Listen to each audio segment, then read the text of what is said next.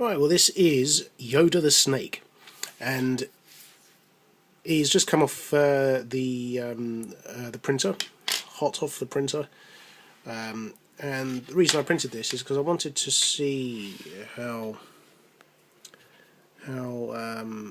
flexible it was, the plastic, and how the ridges came out, and they seem to come out quite well.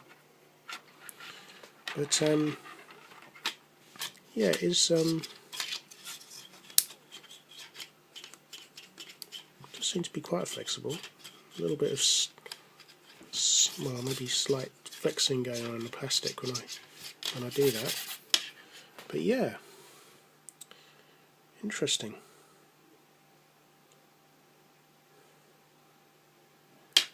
So there you go, snake toy.